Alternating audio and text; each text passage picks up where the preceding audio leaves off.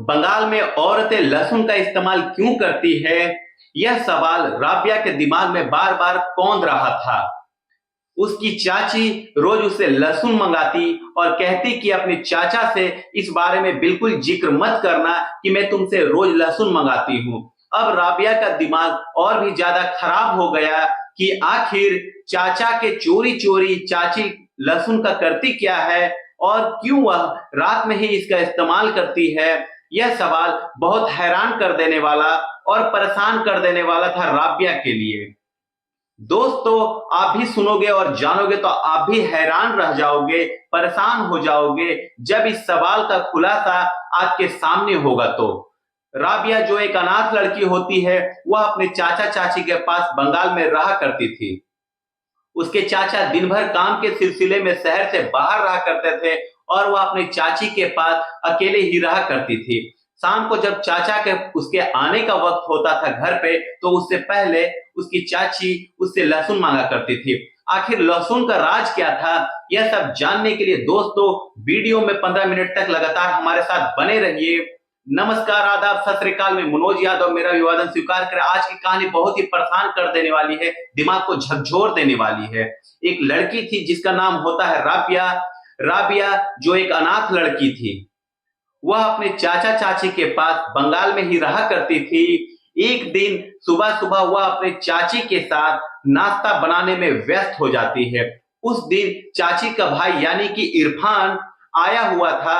वह राबिया का रिश्ते में मामा लगता है। इरफान बार बार राबिया को ही देख रहा था और राबिया के लिए यह क्षण बहुत सुकून भरा था, क्योंकि वह भी इरफान को पसंद करती थी, मोहब्बत करती थी और इरफान की तरफ से भी ठीक वैसे ही फीलिंग थी। वह भी राबिया से बहुत मोहब्बत करने लगा था। राबिया नाश्ता बना करके इरफान को दिया और राबिया को जरा सा भी एहसास नहीं था, आभास नहीं था कि आज का सूरज उसकी जिंदगी में उजाला नहीं बल्कि अंधेरा लाने वाला है। उसकी जिंदगी पूरी तरह से बदलने वाली है। इरफान नाश्ता करके चला गया। वह कभी कभी अपने बहन के घर आ जाया करता था। आज भी वह 2 दिन से यहाँ पर रुका हुआ होता। वह अपने काम पर चला गया। इसके बाद राबिया अपने चाची के साथ काम में व्यस्त हो जाती है। उसके माँ बाप जो उसे बचपन में ही छोड़ करके चले गए थे, वह अपने माँ बाप की इकलौती संतान थी और अनाथ भी थी। उसकी चाची उसके माँ का स्थान तो नहीं ले सकती थी, लेकिन उसने इतना जरूर किया कि उसके रहने के लिए एक इज्जत की छत दी थी और खाने के लिए 2 वक्त का भोजन और पहनने के लिए कपड़े भी दिए थे। काम करते करते धीरे धीरे दोपहर हो गया और राबिया को टाइम का पता ही नहीं चलता है। उसकी चाची थी जो थक करके दोपहर में आराम करने चली जाती है, लेकिन राबिया किचन के कामों में ही व्यस्त हो जाती है। तभी दरवाजा खटकने की आवाज आती है तो राबिया झट से दौड़ करके दरवाजे के पास जाती है और जब वह दरवाजा खोल करके देखती है तो सामने एक अजीब सा हट्टा कट्टा आदमी खड़ा होता है। वह राबिया के लिए अनजान था। राबिया ने उसे पहली बार आज अपने घर के बाहर देखा था। उसे देखते ही राबिया अपने कपड़े को ठीक करने लग जाती है, क्योंकि वह बहुत ही ज्यादा खूबसूरत थी, बला की खूबसूरत थी। और दोस्तों, कभी कभी खूबसूरती ही राबिया का जी का जंजाल बन जाती थी। जब वह घर से बाहर जाती थी तो लड़के उसे घूर घूर करके गंदी नजरों से देखा करते थे। इसलिए वह इन सब से बचने के लिए अक्सर अपने चेहरे को ढक करके जाती थी। आज भी वह अपने बदन को छिपाने के लिए, अपनी खूबसूरती को छिपाने का प्रयास कर रही थी उस अनजान हट्टे कट्टे आदमी के सामने। आदमी राबिया से पूछा कि तुम्हारी चाची कहाँ है? तो राबिया ने बताया कि अंदर है। फिर वह कहा कि उन्हें बुला लाओ।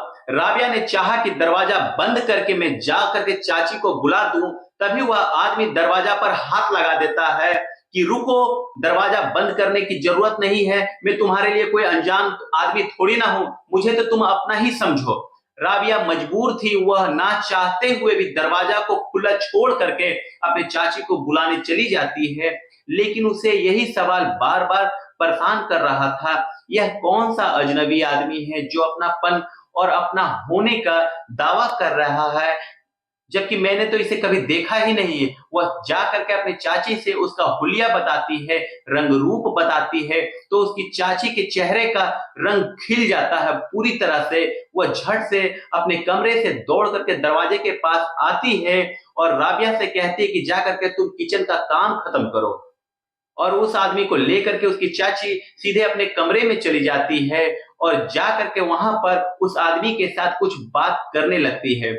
बात इतनी खामोशी से हो रही थी कि राबिया को सुनाई तो पड़ रही थी, बात कुछ हो रही है, लेकिन स्पष्ट उसे कुछ समझ नहीं आ रहा था कि चाची क्या बात उस आदमी से कर रही है और वह आदमी कौन है जो चाची से ही मिलने के लिए आया हुआ है। कुछ ही देर गुजरा था कि उसकी चाची उसके पास आई और कहने लगे कि इस आदमी के बारे में तुम अपने चाचा से और मेरे भाई इरफान से जिक्र बिल्कुल भी मत करना। तब राबिया और भी ज्यादा हैरान और परेशान हो जाती है कि आखिर यह आदमी कौन है जिसे चाची सबसे छुपाने के लिए कह रही है। उसके चाचा जो रोज सवेरे शहर से बाहर काम के सिलसिले में निकल जाते हैं और रात को देर से अपने घर लौटते हैं, लेकिन उसके चाचा राबिया की बहुत ज्यादा परवाह करते हैं। वह काम के सिलसिले में बाहर तो रहने के बाद भी दिन में कई बार उसके चाची के पास फोन करके राबिया की हालचाल लेते रहते थे, क्योंकि वह राबिया को अपनी बेटी से भी ज्यादा प्यार करते थे और मानते थे।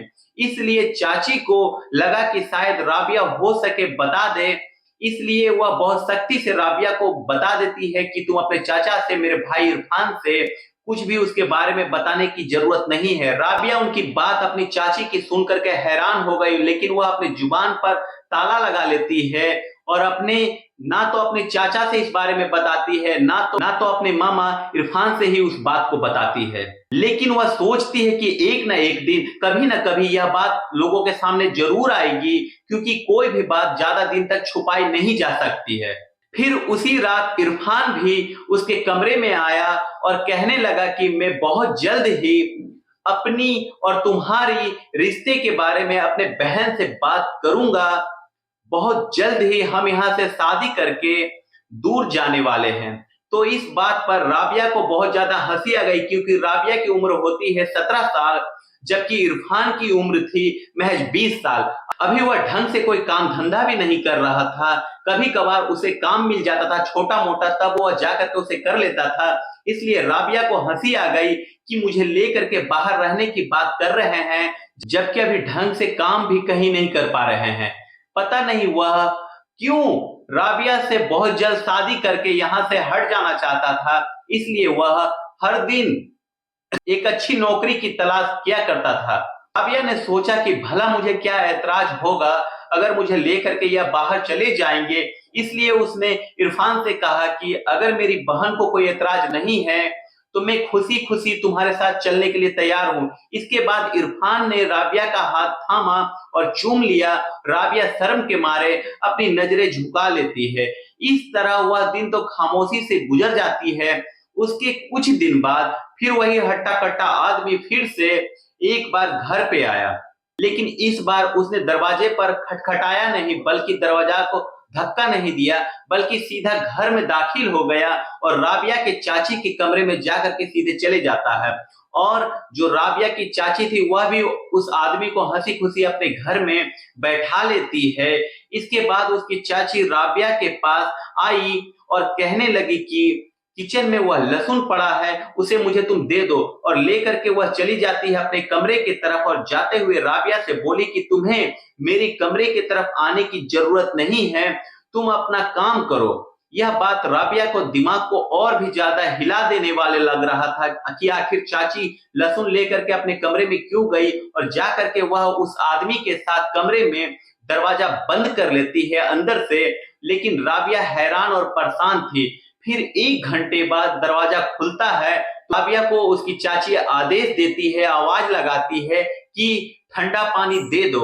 राबिया जैसे ही पानी लेकर के जाती है अपनी चाची के कमरे में, तो देखती है कि वह दोनों लोग खामोश होकर के एक दूसरे से बातचीत कर रहे थे। लेकिन उसकी चाची जो थी, जिसके बाल पहले बंधे हुए थे, अब पूरे बाल उनके बिखरे हुए होते हैं। कपड़े जो शरीर में सलीके से थे, वह अब अस्त व्यस्त थे। अपने चाची को देख करके राबिया को लगा कि बात तो बहुत कुछ जरूर है, कुछ ना कुछ तो वजह जरूर है कि चाची का हुलिया बंधा हुआ लग रहा है। वह अपने चाची को अच्छे से निहार रही थी, देख रही थी।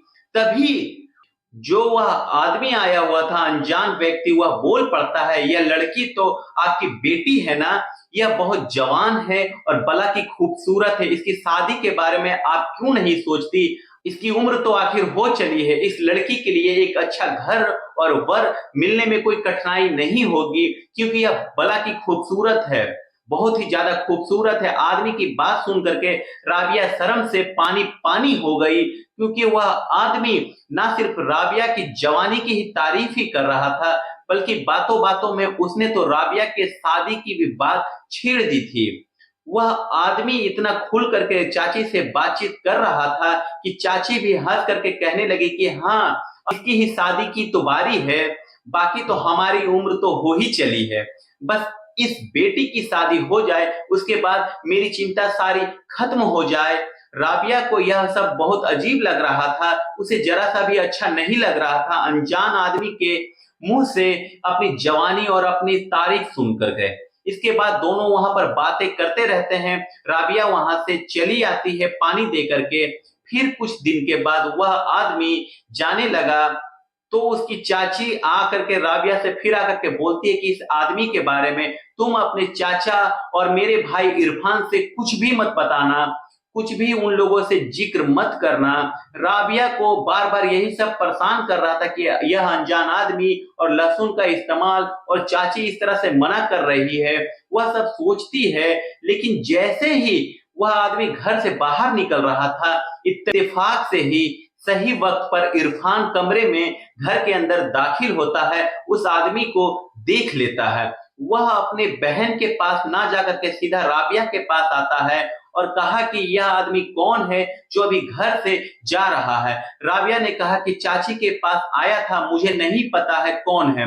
लेकिन इरफान भी अब उस अनजान आदमी को देख करके हैरान हो जाता है, परेशान हो जाता है। वह जब राबिया से संतोषजनक जवाब नहीं मिलता है उस आदमी के बारे में, वह जाता है अपनी बहन से पूछने के लिए। फिर न जाने क्या हुआ बहन भाई के बीच में कि कमरे से चीखने और चिल्लाने की आवाज आने लगी।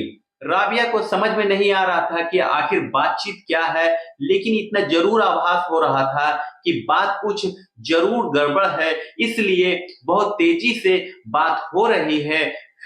कुछ ही देर बाद जब इरफान अपने बहन के कमरे से बाहर आया, तो उसका चेहरा पूरी तरह से लाल और पीला हो रखा था। उसके बाद वह सीधा वहां से आने के बाद अपने कमरे में चला गया और दरवाजा को अंदर से बंद कर लेता है। क्योंकि उसकी तबीयत खराब थी, इसलिए वह अपने घर न जाकर के सीधा बहन के घर चला आया। यहाँ पर जब उसने अनजान व्यक्ति को देखा तो उसका भी दिमाग राबिया की तरह ही चकरा जाता है कि जब अपनी बहन से पूछने गया तो जवाब नहीं मिला, तो छल्ला करके वह आया और अपने कमरे में जाकर के दरवाजा बंद कर लेता है। उसके बाद राबिया की चाची भी अपने कमरे से बाहर निकलती है, वह राबिया से कुछ नहीं बोलती है। और ऐसे ही जब रात हो गई, जब शाम को खाने का वक्त हुआ, तो राबिया अपनी चाची को बुलाने के लिए गई। चलो चाची खाना खा लो। तो राबिया की चाची राबिया से कुछ नहीं बोली, सिर्फ इतना ही कहा कि जाओ तुम खाना खा लो, मेरी इच्छा नहीं है, और खा करके तुम सो जाओ। राबिया को लगा कि पता नहीं चाची किस बात का गुस्सा यह मुझ पर निकाल रही है, जो कि हर दिन इनका व्यवहार इतना अच्छा होता था, न जाने क्यों आज इनका व्यवहार इतना बदला बदला नजर आ रहा है, जबकि मैंने तो कुछ बताया भी नहीं है किसी को। वह अपनी चाची से इस बारे में जानना भी चाहा, पूछना भी चाहा, लेकिन उसकी चाची कहती है कि तुम ऐसे इस तरह से मुझसे पूछ रही हो जैसे तुम कुछ जानती ही नहीं हो। इतनी भोली और मासूम बनने की जरूरत नहीं है, जो कुछ भी हुआ वह सब कुछ तुम्हारी ही वजह से हुआ है। उसकी चाची का शक राबिया पर ही गहरा गया और राबिया अपने कमरे में आकर के फूट फूट करके रोने लगती है। अब उसके आंखों से नींद गायब सी थी। वह लेटे लेटे ही यही सोच रही थी कि मैं जा करके इरफान से पूछूं कि बहन भाई के बीच में आखिरकार हुआ क्या है। जिसका भड़ास चाची मुझ पर निकाल रही है, लेकिन सोचती है कि दरवाजा तो अंदर से बंद है, जाकर के भी नहीं पूछ सकती। इसलिए उसे जागते जागते सुबह हो गई, पता ही नहीं चला। अब सुबह होने के बाद या तो यह बात उसे अपनी चाची से पता चलनी थी या तो फिर अपने मामा यानी कि इरफान से पता चलनी थी। लेकिन अगली सुबह राबिया के लिए कुछ ज्यादा ही अजीब होता है। यानी कि राबिया जब सो करके उठती है तो इरफान जा चुका था और उसकी चाची जो थी वह खामोशी से काम करने में व्यस्त हो जाती है। ना तो चाची ने राबिया से कुछ बोला, ना ही उसे उठाया। राबिया का काम था सुबह सुबह साफ सफाई करना, इसलिए वह भी अपने काम में जुट जाती है। साफ सफाई कर रहे थे जब अपने चाची के कमरे की, तो उसे वह लहसुन का टुकड़ा मिल गया जो चाची ने किचन से उससे मांगा था। अब यह वह लहसुन का टुकड़े को देख करके सोचने लगी कि आखिर उस आदमी को लहसुन की क्या जरूरत होती है, या फिर चाची ने इस्तेमाल किया है, क्योंकि लहसुन का छिलका उतरा हुआ था और वह दवा पिचका हुआ होता है, उसका रस निकला हुआ लग रहा था। खैर राबिया उसके बारे में सोच रही थी और साफ सफाई करते हुए उस टुकड़े को फेंक देती है और अपने काम में व्यस्त हो जाती है। काम को पूरा भी किया। शाम के समय उसकी चाची ने कहा कि चलो मार्केट चलते हैं। अब उसकी चाची का मूड कुछ ठीक लग रहा था, इसलिए राबिया ने सोचा कि कल की बात से चाची जो नाराज है वह अब ठीक हो चुकी है, बिल्कुल। इसलिए वह अपनी चाची के साथ चलने के लिए खुशी खुशी हाँ कर देती है और जा करके दुपट्टा लिया और जा करके चाची के साथ मार्केट चल पड़ती है। बाहर आकर के उसकी चाची ने रिक्शे को पकड़ा और मार्केट जाने लगती है। जब मार्केट आ गया तो राबिया ने कहा कि यहीं पर उतरो, लेकिन उसकी चाची ने कहा कि इस मार्केट में नहीं, आज हम दूसरी मार्केट में चल रहे हैं, क्योंकि मुझे कुछ जरूरी सामान लेना है जो इस मार्केट में नहीं मिलेगा। तो और थोड़ी ही देर में रिक्शे से उसकी चाची उस दूसरे मार्केट में पहुंच जाती है। वहां पर उतरी और राबिया के साथ और किसी मार्केट या दुकान में ना जा करके वह सीधा मार्केट के बने पीछे एक घर में चली जाती है राबिया को लेकर के। वहां पर जब गई तो एक बड़ी उम्र की औरत ने दरवाजा खोला और राबिया की चाची को देख करके मुस्कुराने लगती है। राबिया को थोड़ा अजीब लगता है। जो राबिया की चाची थी उसने फिर कहा कि राबिया से कहा कि ये भी तुम्हारी चाची ही है, तुम इनके पास थोड़ी देर ठहरो। और फिर उस बड़ी उम्र की औरत से राबिया की चाची ने कहा कि इन्हें आप कुछ देर अपने पास रखो और मैं माल के सही दाम लगा करके आती हूँ। अपने चाची को इस तरह से जाते हुए देख करके राबिया थोड़ी घबराई सी लगती है।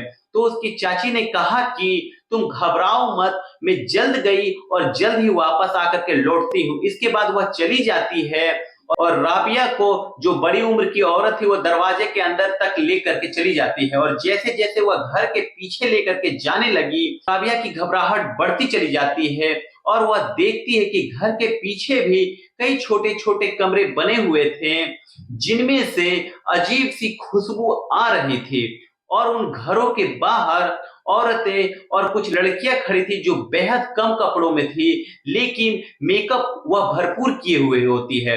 राबिया को आभास हो गया कि यह कोई सामान्य जगह नहीं है, जरूर यह कोई अजीब सी जगह है।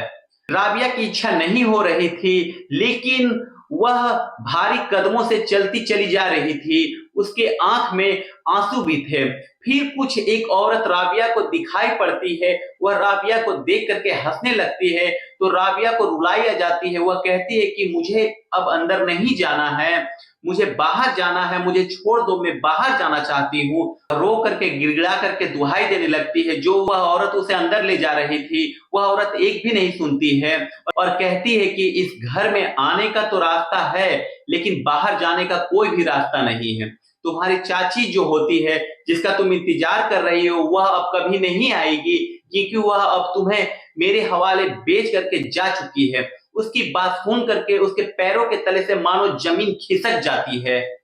उस औरत को वह सोचती है धक्का दे करके भागने की। जैसे ही वह उसे छुड़ा करके भागने की कोशिश करती है, वह औरत पीछे से उसके कमीज को पकड़ लेती है और कमीज फट जाती है। और उसके बाद राबिया को गाल पर एक थप्पड़ खींच करके इतना जोरदार मारती है कि राबिया जमीन पर गिर जाती है। उसका मुंह से खून निकलने लगता है। तो दोस्तों, आज की इस कहानी को हम पूरा नहीं सुना पा रहे हैं, क्योंकि वीडियो बहुत ज्यादा लंबी हो जाएगी। इसका अगला पार्ट हम नेक्स्ट वीडियो में जरूर सुनाएंगे। तो वीडियो अगर आपको अच्छी जरूर लगी हो तो लाइक शेयर सब्सक्राइब जरूर करना। अगर हाँ, कमेंट में ये भी बताना कि अगला पार्ट मुझे चाहिए, तो मैं बहुत जल्द अगले वीडियो में इस कहानी का आगे का हिस्सा लेकर के आपको सुनाने जरूर आऊंगा। आज के लिए बस इतना ही। तब तक के लिए जय हिंद, जय भारत।